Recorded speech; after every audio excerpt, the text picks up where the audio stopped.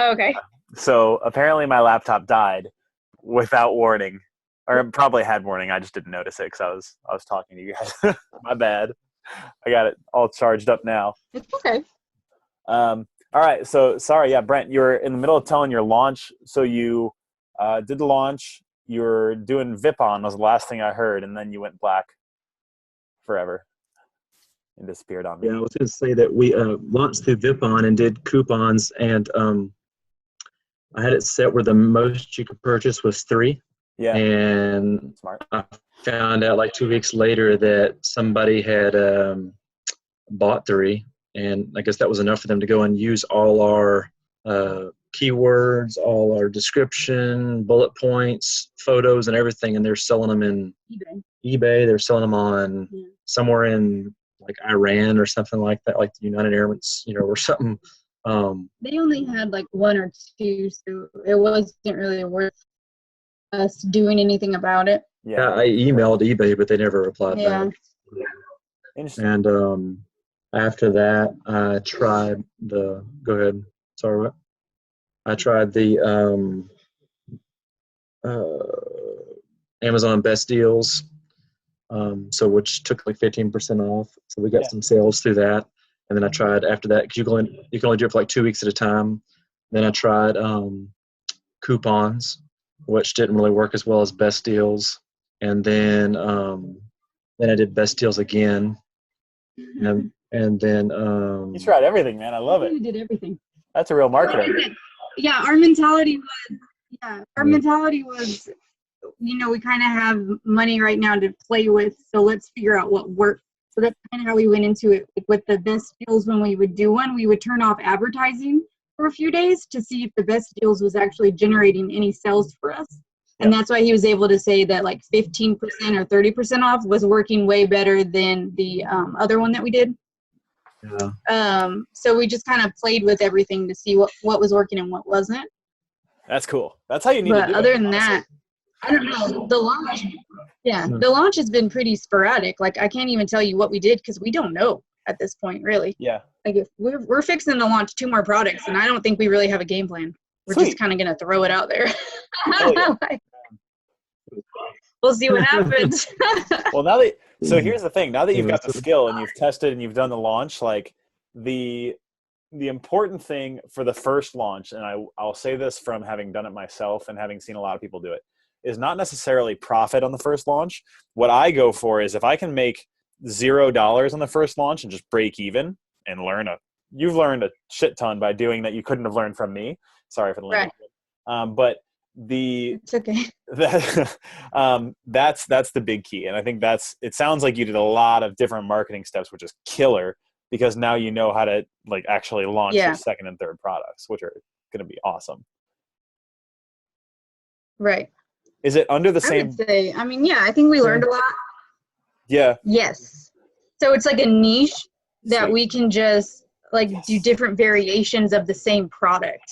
Yep. So, and like infinite. Like you come up with it, we got it. I'm going to figure out a way to flip and sell it. So that's my mentality. I can tell. That's amazing. Yeah. You will buy my product. Listen here, lady. Listen here, sir. Yeah. You're going to take one of these things. Yeah. That's amazing. So what did your revenue numbers look like? We did manage to. No, go ahead. What were you going to say? I was going to say we did manage, as of right now, to get 7 reviews totally, like, organically. Hell yeah. So we were pretty excited about that. Are you using feedback? Like we didn't petition friends or family. Great. Yes. But where are we at? Oh. I was going to say, and we really didn't get any reviews until we used Feedback Genius. Yep. Honestly. Yep. I've got the first couple of reviews we got were on our actual Amazon account or whatever you call it, the page. It wasn't actually on the product. Yep. And so, I tried to reply to all those people, like I think Benji had said. Yep. And ask them to, hey, we really appreciate the feedback, and it'd be great if other people could see it. Here's what you said. If you could just type that in here, kind of thing. and not one of those people have converted to That's a surprising. actual product review.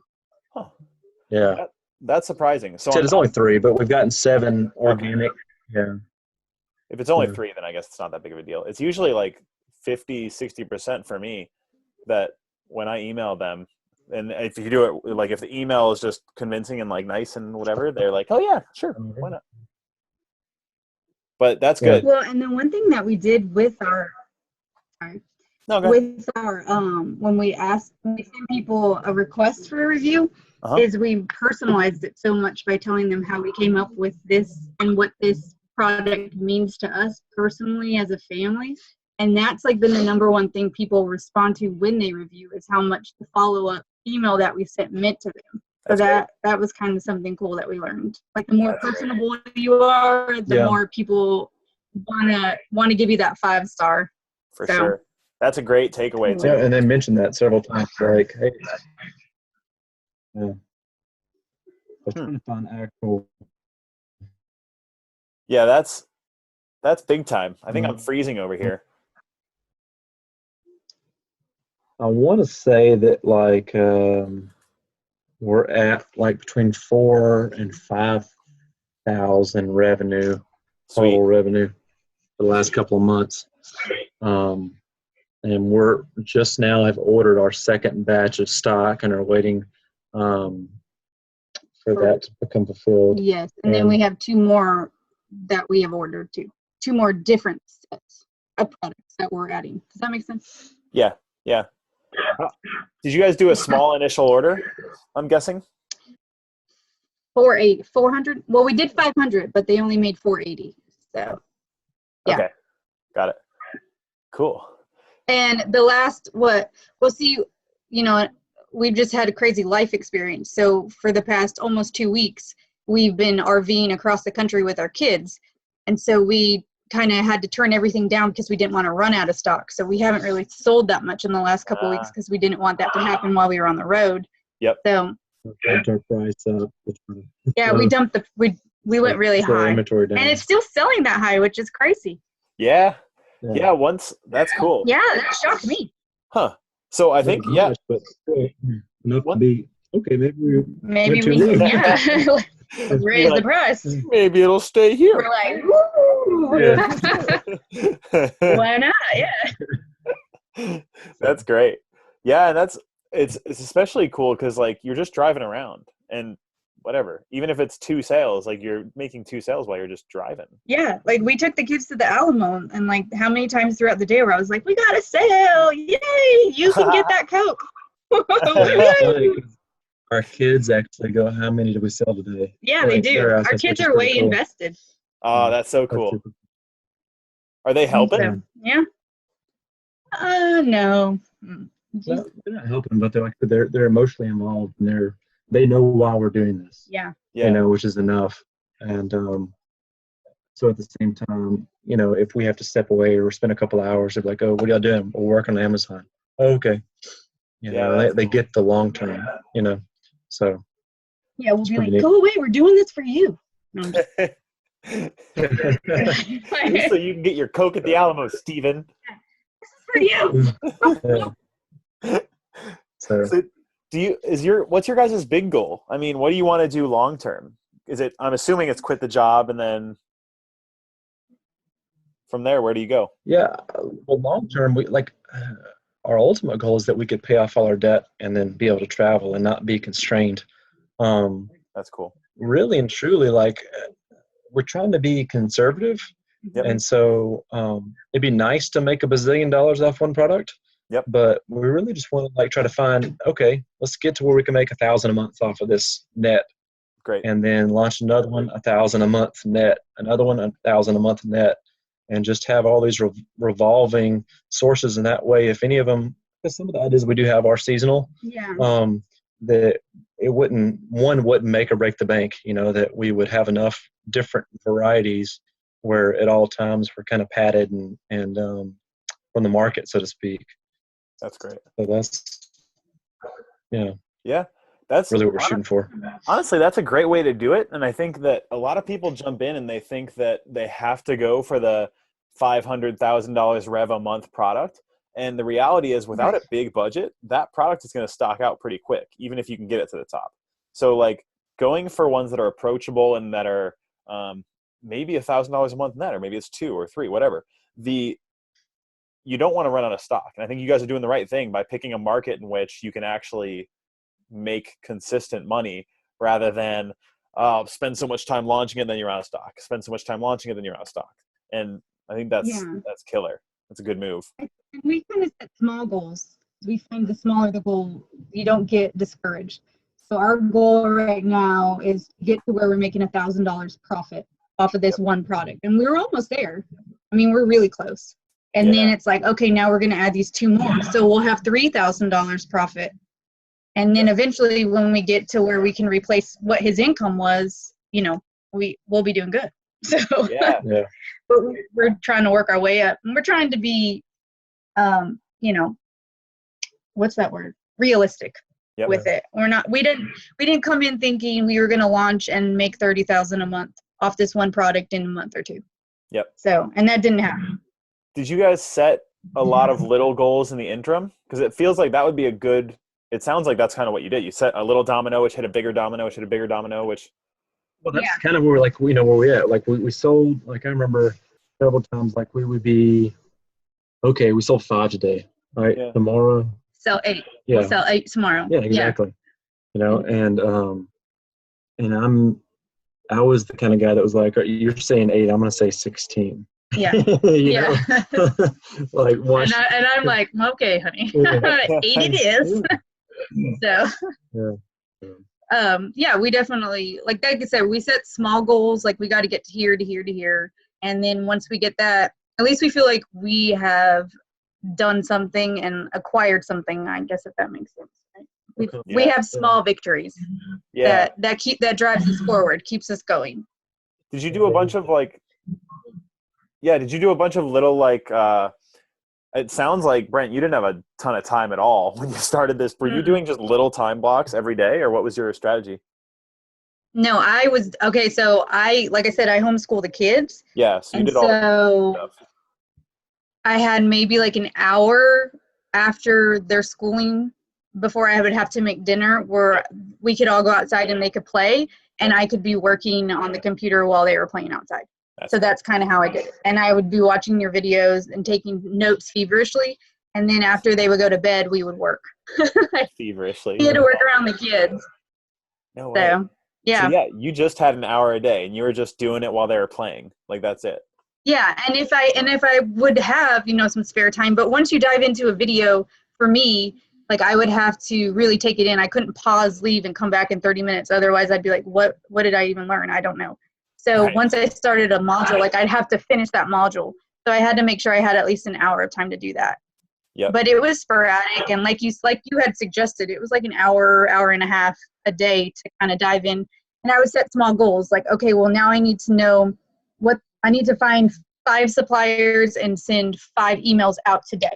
Sweet. And then tomorrow I will read those emails and I will send 5 more. Yep. And so that's kind of how I did it. So that's so great. I think honestly, like you guys hit the jackpot for just consistent movement. Like you don't have to conquer the world in one go. Like just little things every day. Yeah, that was our mentality the whole time. It wasn't when we would stop and say, how are we going to get to where we want to be? It was so overwhelming because we had no idea. So we would just say, all we need to focus on today is we need to send out 5 emails. That's it. That's all I have to do. And tomorrow I need to respond to those emails, or I need to find a designer off of Fiverr who can do what I want them to do. So that's what we would do. Several times we're just like, okay, what's the next step? I can't focus 5 steps ahead. What has to happen next? Because while I was busy designing and figuring out what we were doing, he's flipping starting the business, so he's doing all the government stuff on it. So we were in 2 different directions in the beginning. And finally, and he hadn't even watched any of the videos or modules. I would be like, oh, Evan says this or Benji says that. And he's like, who the heck is Evan and Benji? What are you talking about? So finally, I'm like, go watch the modules. So. That's hilarious. I love it. I honestly, though, I think that's kind of what you need. Is you need a Brent that's like, hey, who are these guys? And to temper he sort of was. and make sure. I think that sort of question tempers your understanding of it, and it says, hey, now that I've both taught it and heard it from someone, like your understanding gets really good once you have to explain it. You know, like, Right. That's super cool. Right. And so once he jumped in and started watching the videos, we were golden. Like now we know who we're talking about. So it's good. That's so funny. Yeah. So that's cool. So ultimately, I guess you guys are just getting done with the move, and you've got your big goal is to quit the job and just start traveling around the world. Like, do you see any, in retrospect, any things you would have done differently? It sounds like it all lined up pretty well, but there's things that, like, when I'm on the Facebook group that people have mentioned that I thought, like, I remember one person mentioned, hey, make sure that everybody that you're competing with is an FBA seller. And I had a moment of panic where I was like, I never looked for that. So I thought, oh, good Lord, please let that be. So I went and looked and thought, yes, well, good. So people like off of, what is it? The Jungle Scout. Yep. So you don't want to sell against, well, some people were saying you don't want to sell against Amazon. Now I don't know how I feel about that. But anyways, they'll say things like that where I think, well, that was really good advice. I probably should have been looking at that. So we'll kind of integrate that in. Interesting. Yeah. Like, the biggest thing is, and y'all tried to hit it home, but was just pull the trigger. Mm-hmm. You know, don't look for the grand slam. Like, okay, my first product, I'm gonna hit it, and I'm gonna be an all-star, and I'm gonna be making my own videos tomorrow. Like, you know, just find a product that can get your butt off the couch and moving forward. And and when we would hit a problem, you know, Brent, he's just really good at being like, well, let's just sit down and fix it. What's the problem? What do we need to do? Let's brainstorm. We'll get it fixed, and then we'll move on. So that's definitely. And we, like, right now, we have that problem with packaging because our packaging is terrible. Yeah. So we're having to figure that out. Huh. But we still launched pretty semi-successfulully with terrible packaging. So it doesn't have to be perfect. And I will say, like, that was, Angela got caught up on that. She was like, we need to wait. We need to figure the packaging out. I was like, no, we need to get the product out there. Yeah. And then the next version, we can perfect the packaging. You know, that's cool. And then, you know, we can always raise the price if we need to, but let's just get it out there. And so ultimately, that's what we do.